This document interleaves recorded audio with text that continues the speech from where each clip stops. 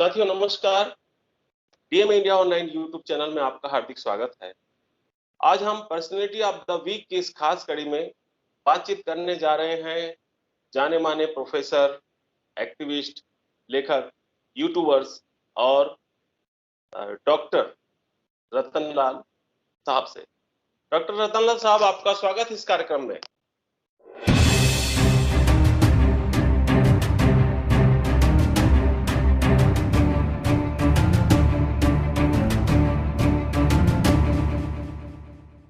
जी शुक्रिया। जय भीम। जय भीम सर, जय भीम। तो जैसे कि इस एपिसोड की परंपरा है, हम जिस भी पर्सनैलिटी से बातचीत करते हैं, हम जानने की कोशिश करते हैं कि उनका शुरुआती जीवन कैसा रहा है। तो डॉक्टर साहब, आप भी बताने की कष्ट करेंगे कि आपका जन्म कहाँ पे हुआ और शुरुआती जो आपकी पढ़ाई लिखाई वो कहाँ पर हुई? मैं बिहार के मुजफ्फरपुर का रहने वाला हूँ। मेरा जन्म वही हुआ गांव में। जी। और कुछ दिन तो गांव के स्कूल में गया, उसके बाद बेतिया गया, वहां से चंपारण जो है पश्चिमी चंपारण, कुछ दिन वहां पढ़ाई हुई, फिर वापस मुजफ्फरपुर आया। पिताजी का जहाँ ट्रांसफर होता था जाते थे, तो मुजफ्फरपुर में पढ़ाई हुई 10th तक। उसके बाद इंटरमीडिएट मैंने पूर्वी चंपारण से किया, MS कॉलेज से किया। और उसके बाद मैं दिल्ली आ गया, तो BA से लेके PhD तक की पढ़ाई मेरी दिल्ली से हुई। तो जैसे आम लोग गांव में पढ़ते हैं सरकारी स्कूल में, उसी तरीके की पढ़ाई हम लोग की भी रही। कोई खास एलीट इंस्टीट्यूशन में पढ़ने का मौका नहीं मिला शुरुआती दौर में, लेकिन दिल्ली में जब आया तो धीरे धीरे पढ़ते पढ़ते वो सीखने का भी अवसर मिला। पर जब टीचर बने तो ज्यादा सीखने का अवसर मिला। तो मैं बार बार कहता हूँ कि जब टीचर बनता है व्यक्ति, तब जाकर असली स्टूडेंट बनता है। तो यही है, पिछले 30 वर्षों से दिल्ली में हूँ। शुरुआती तक की पढ़ाई वहां है, BSc PhD यहाँ है। तकरीबन ये पढ़ाने का मेरा 25वां वर्ष है। 25 वर्षों से मैं दिल्ली विश्वविद्यालय में जुड़ा हुआ हूँ, पढ़ा रहा हूँ। 6 साल स्टूडेंट रहा, तो तकरीबन समझ लीजिए कि 3 दशक से ज्यादा मैं दिल्ली में हो गया। जी जी। तो डॉक्टर साहब, जैसा कि हम देख रहे हैं काफी समय से, इससे पहले कि जो अम्बेडकरनामा आपने प्रारंभ किया, उसके पहले भी आपके कई स्पीच जो है वो देखने को सुनने को मिले, कई बातचीत आपकी देखने को सुनने को मिली। खास करके बाबा साहब को लेकर के आपने जो एक विचारधारा को आपने एक सीखने की और जानने का जो ट्रेंड आपने चालू किया, तो इसकी जरूरत कैसे आपको महसूस हुई कि इस बारे में काम करना चाहिए? देखिए, एक तो है कि बचपन से मैं विद्रोही प्रवृत्ति का आदमी रहा हूँ, बचपन जी। से। तो कहीं कोई अन्याय, अत्याचार इस तरह से या गलत बात हो रहा हो, तो उसको हमने बर्दाश्त नहीं किया। तो वहां तो बचपन में आप कोई ना मार्क्सवाद पढ़ते हैं ना अम्बेडकरवाद पढ़ते हैं। गांव का जो लोकल हिसाब किताब रहता है, वो उसी हिसाब से उसका प्रोटेस्ट होता था। ठीक है। जब दिल्ली विश्वविद्यालय आया तो मैं इतिहास का छात्र हूँ। मैं प्राचीन भारत में मैंने मास्टर्स किया है। जी। और काशी प्रसाद जायसवाल पे मेरी PhD है। कई किताबें प्रकाशित कर चुका हूँ उनके ऊपर। तो यहाँ आया तो यहाँ एक तो विद्रोही तेवर था ही। कुछ शिक्षक मिले जिन्होंने पहले मार्क्सवाद पढ़ाया उनको। तो जी। मार्क्सवाद में पढ़ने से बहुत सारा जो मेरे विरोधी विद्रोही तेवर थे, उसको एक सैद्धांतिक दिशा मिली। और ये लगा कि नहीं, पढ़ने लिखने बोलने से जो आक्रामकता है, जो विद्रोहीपन है, वो जो है वो पेन से निकलना चाहिए, कलम से आना चाहिए। तो शायद उस जमाने में मैं कुछ छात्रों में से ही रहा हूँगा जो IAS का एग्जाम नहीं दिया, और मुझे लगा कि पढ़ना लिखना चाहिए, बोलना चाहिए। तो मेरे दोस्तों और शिक्षकों ने मुझे उस तरह से एक तरह से प्रिजर्व किया, मुझे रास्ता दिखाया। तो रास्ता इस तरह से देख के आगे बढ़ा। तो मैंने IAS का एग्जाम नहीं दिया। मुझे पता था कि विश्वविद्यालय में पढ़ाऊंगा, कॉलेज में पढ़ाऊंगा, तो यहाँ कम से कम मुझे अपनी बात रखने की स्वतंत्रता होगी, है ना। सरकार की नीतियां हैं, उसकी आलोचना करने की भी स्वतंत्रता होगी। हम किसी प्रोफेसर को अंडर में काम नहीं करेंगे। जी, जी, और बिल्कुल सबसे जिंदगी में 2 चीज चुनना था। अगर मान लीजिए कि एक आराम की नौकरी जहाँ पे जाए तो बढ़िया बंगला और कार और स्टाफ और तमाम सुख सुविधाएं मिले, और दूसरी तरफ था संघर्ष का जीवन, शिक्षक का जीवन संघर्ष का होता है। तो लेकिन उसमें एक चीज थी, उसमें आजादी थी कि मैं ये जॉब करके भी मैं इलेक्शन लड़ सकता हूँ, राजनीति कर सकता हूँ, बोल सकता हूँ, मैं किसी के अंडर में काम नहीं करता, मैं अपना काम करता हूँ, मेरा बॉस कोई नहीं है उस तरीके से। एडमिनिस्ट्रेटिव हेड हो सकता है लेकिन मेरा कोई बॉस नहीं है। तो मैं क्लास लेता हूँ, क्लास लेने के बाद जो समय बचता है उसको मैं शोध में, चिंतन मनन में, पढ़ने पढ़ाने में, एक्टिविज्म में, सामाजिक काम में ये सब लगाता हूँ। तो ये मुझे बेसिकली मुझे आजादी पसंद था, तो इसलिए मैंने एकेडमिक करियर चुना। जैसा कि मैंने आपको बताया कि शुरू में मार्क्सवाद के साथ अभी भी पढ़ता हूँ लिटरेचर, और बाबा साहब ने कहा था कि भारत के जितने कम्युनिस्ट हैं, मार्क्सवाद पे जितनी किताबें उन्होंने पढ़ी होंगी उनसे ज्यादा मैंने पढ़ी है किताबें। तो बाबा साहब दुनिया का तमाम दर्शन वो मोर और लेस वो पढ़ चुके थे, जो बड़े दर्शन है। तो हम मार्क्सवाद में ट्रेनिंग हुई, थोड़ा बहुत वो पढ़ा, उसके बाद नौकरी हुई, घर बसाने में बहुत वक्त लगता है। और अम्बेडकरवाद से मेरा वास्ता नहीं था, मैं आपको बता दूं। और जी, जी। मुझे ग्रांट तब किया गया, मैं दिल्ली यूनिवर्सिटी में जब था, हॉस्टल में मारपीट हुई थी, झगड़ा हुआ था, तो मैंने भी केस वगैरह किया था, सब कुछ हुआ था। तो उसमें लोग मुझे अम्बेडकरवादी कहने लगे, 98 की बात कह रहा हूँ।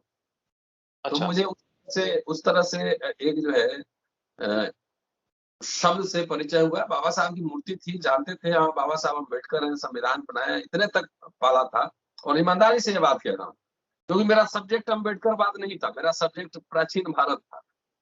तो उसके बाद लंबे समय बाद 15 में पीएचडी करने के बाद मैं सोशल मीडिया पे थोड़ा एक्टिव हुआ। हुँ, तो आप देखेंगे 15 से 20 का जो पूरा दरमियान है समय, वो मेरा सिर्फ पब्लिकेशन का, करीब 8-10 किताबें मेरी पब्लिश हो चुकी हैं, एडिटेड, ट्रांसलेटेड और रिटन। और हुँ, कई आर्टिकल लिख चुका हूँ, रिसर्च आर्टिकल, और अखबारों में भी बहुत सारे आर्टिकल छपे हैं हमारे। तो वो जी। फेज था हमारा पूरा लिखने पढ़ने, प्रोडक्शन ऑफ नॉलेज का। सोशल मीडिया में एक्टिव हुआ, उस समय सामाजिक काम आप देखते, पहले वीडियो देखते हुए लगातार कई जगह जाके सार्वजनिक सभाओं में बोलना, बातचीत करना, तमाम ये सब। तो इस तरह से चलता रहा। तो जब आप घूमते हैं, अ, गोखले ने गांधी को कहा था कि पहले भारत आए हो तो पहले भारत घूमो। तो बाबा साहब भी बहुत घूमते थे। तो ये जो घूमना होता है ना, ट्रैवल होता है ना, ये भी आपको बहुत कुछ सिखलाता है। अच्छा, तो अच्छा। मैं भारत में जब घूम रहा था और कई जगह भाषण में दे रहा था, तो मुझे बहुत कुछ समझने का मौका मिला कि जो अम्बेडकरवाद चल रहा है, जो अम्बेडकरवादी हैं किस तरह काम कर रहे हैं, क्या पॉजिटिव पॉइंट है, क्या नेगेटिव पॉइंट है, ये सब समझने का मौका मिला। हुँ, तो इस तरीके से मैंने अम्बेडकर के बारे में पढ़ना शुरू किया, अम्बेडकर के बारे में पढ़ना शुरू। जी, लेकिन अगर आप पूछेंगे कि गहन अध्ययन आपने कब शुरू किया, जी। तो मैंने पिछले साल लॉकडाउन से पूर्व हुँ, हुँ, या लॉकडाउन के दरमियान 21 अप्रैल 2021 को, हुँ। 21 अप्रैल सॉरी जी, 20 को, 21 नहीं 20, जब लॉकडाउन 2000। लगा था, जी। 20। हुँ, तो उस समय मैंने जो है लॉकडाउन 2020 में ही लगा था। तो उस समय मैंने अम्बेडकर नामा शुरू किया यूट्यूब, और उसके पीछे 2 मकसद था सीधा।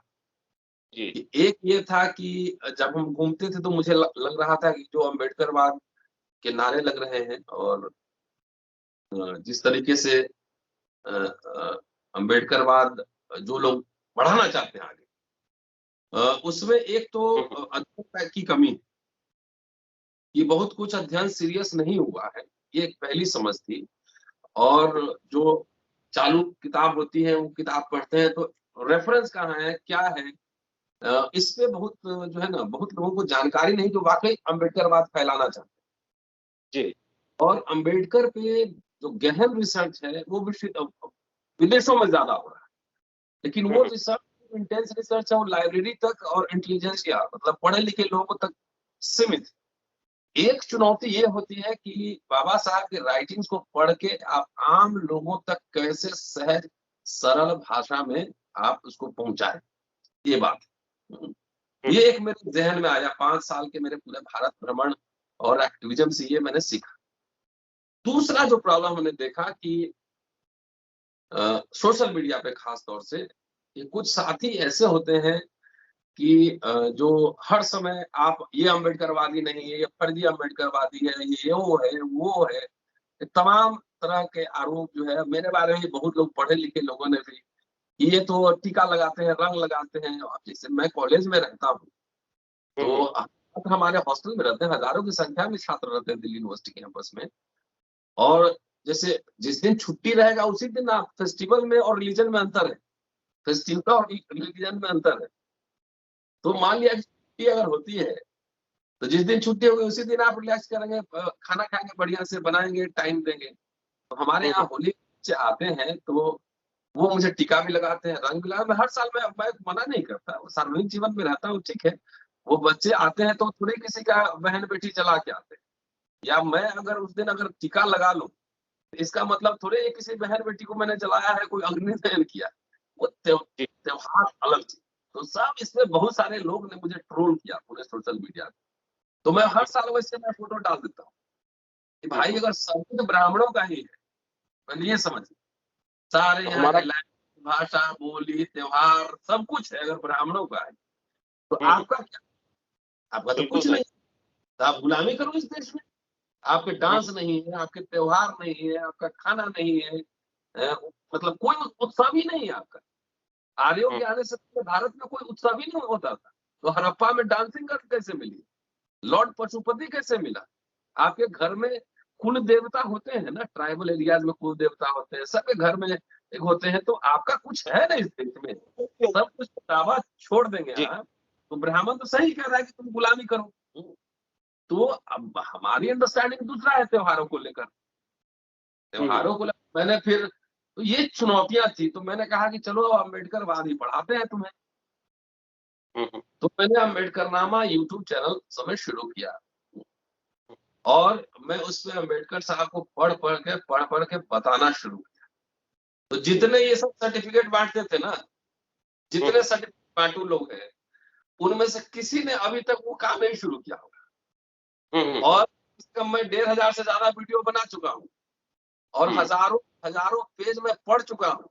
अम्बेडकर साहब को पढ़ के उसमें से 2 किताब बना रहा हूँ, धर्मांतरण नाम से किताब ला रहा हूँ।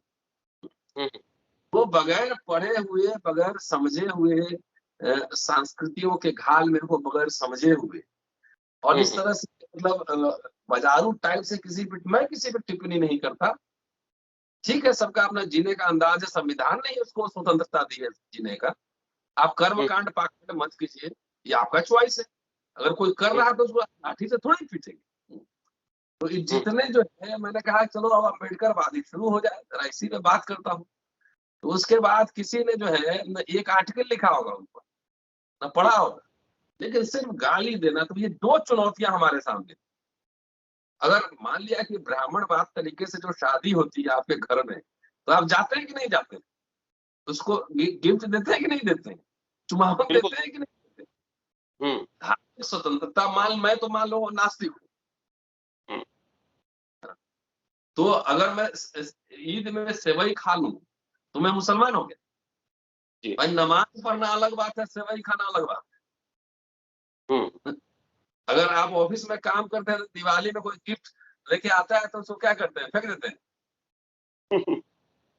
वो नहीं तो लेना सारे ही पड़ नहीं ब्राह्मणवादी त्योहार पे छुट्टी होती है जब सरकारी दफ्तरों की, हुँ, तो तो आप उस अपने दिन लिए जाते हैं किसी घर में रहते हैं।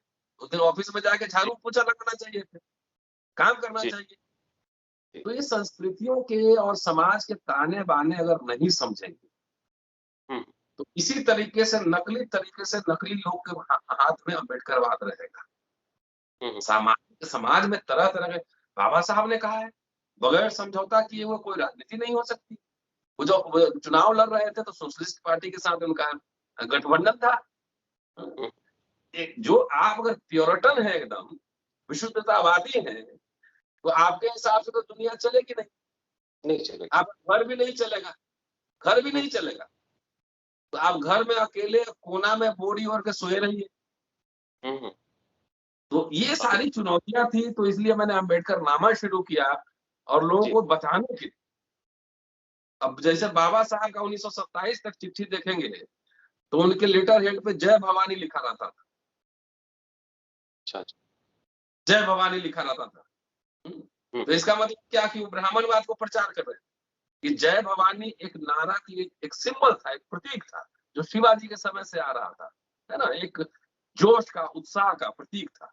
उसको ऐसे देखेंगे ना कि सब कुछ नहीं। आप छोड़ दोगे तो आपके पास तो कुछ है ही नहीं, आपकी हुँ, भाषा नहीं, आपका नाम भी जो रखते हैं वो नाम भी आपका नहीं है।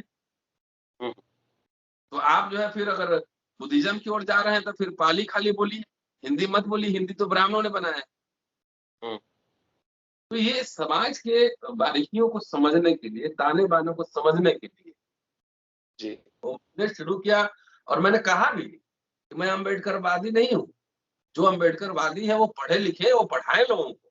मैं बाबा हुँ, साहब का बिगड़ा चेला हूँ, हुँ, बिगड़ा चला हूँ, और बिगड़ा चला है तुम लोग को अम्बेडकरवाद ठीक से पढ़ा देना। तो ये कहते हैं ना कि संकट आपदा में अवसर, संकट में। उसी समय लॉकडाउन आ गया 20 में, तो मुझे मौका मिल गया। मेरे बेटे हुँ, ने यूट्यूब बना दी मोबाइल में, मेरे पास मोबाइल ही है, कुछ है नहीं, कोई इंस्ट्रूमेंट नहीं है। तो ये मोबाइल बना दिया, बोला इसी में पढ़िए बोलिए। तो आप देखिए 2020 से लगातार अप्रैल से एक भी दिन मैंने छुट्टी नहीं की है, जी। एक भी दिन नहीं। बीच में से लगातार। 5 महीना घर का रेनोवेशन चल रहा था, उसको अगर छोड़ दिया जाए, उस समय भी कुछ हुँ, कुछ वीडियोस डल रहे। हुँ, 2020 जून से लेके नवंबर तक कुछ कुछ वीडियोस डले हैं, क्योंकि घर मेरा पूरा बिखरा पड़ा हुआ था, बैठने की जगह भी नहीं। लेकिन हुँ, नवंबर में जब वापस आया हूं, तो नवंबर से लेकर ये जनवरी 22 एक भी दिन हमने छुट्टी नहीं की है। जी। तो हमारे लोग जो सोशल मीडिया पे सबको सर्टिफिकेट बांटते रहते हैं, उनसे गंभीर एक आग्रह है, लोग को हुँ, हंसना भी है, डांस भी करना है ना, म्यूजिक भी सुनना है। हुँ, बाबा साहब को मैंने कुछ लोगों से पूछा कि बाबा साहब अम्बेडकरवाद क्या है? तो पढ़े लिखे लोगों ने कहा कि अम्बेडकरवाद 22 प्रतिज्ञा है। तो अगर अम्बेडकरवाद सिर्फ 22 प्रतिज्ञा है, तो बाबा साहब 40 साल अपने जीवन में अचार बना रहे थे कि घास काट रहे हैं। हुँ, हुँ, अंग्रेजी के मोटे मोटे जो 17 वॉल्यूम जो उनके छपे हैं, और अब हुँ, और छपने बाकी है, उसमें क्या लिखा हुआ, कथा लिखा हुआ हुँ, है कि 22 प्रतिज्ञा तो उनका चरम है, हुँ, चरम 22 प्रतिज्ञा। एक आइडियल स्टेट है। कितने लोग हैं भारत में जो दावा ठोकते रहते हैं, ईमानदारी से बता दें कि उन्होंने 22 प्रतिज्ञा पूरा उसी तरह पालन कर रहे होंगे। बिल्कुल। तो एक आदर्श स्थिति है, एक लिबरेशन की आदर्श स्थिति है। बाबा साहब जब चुनाव लड़ते होंगे तो संविधान के हिसाब से चलते होंगे ना? जी, नहीं चलते होंगे ना? तो एक बिल्कुल। आइडियल स्टेट और एक रियल स्टेज, हुँ, दोनों में अंतर होता है। इसको आप अगर घाल-मेल करेंगे तो आप सही रास्ता पे नहीं जाएंगे। जी। जी, तो तो ये समझने के लिए मैंने शुरू किया। जी, जी, बहुत बढ़िया आपने किया और एक साथ-साथ आप एक और काम जो कर रहे हैं, जो मेरी जानकारी तक आया है वो ये है कि आप इंडियानामा के माध्यम से ही कलेक्शन करके आप कुछ बच्चों को विदेश में पढ़ने के लिए भेजने का भी आप प्लान किए हुए हैं, कुछ बच्चों को आपने भेजा भी है। तो ये काम आपने कैसे शुरू किया? देखिए, अम्बेडकरनामा जो है ये प्रॉफिट मेकिंग इंस्टीट्यूशन नहीं है, ठीक जी, है?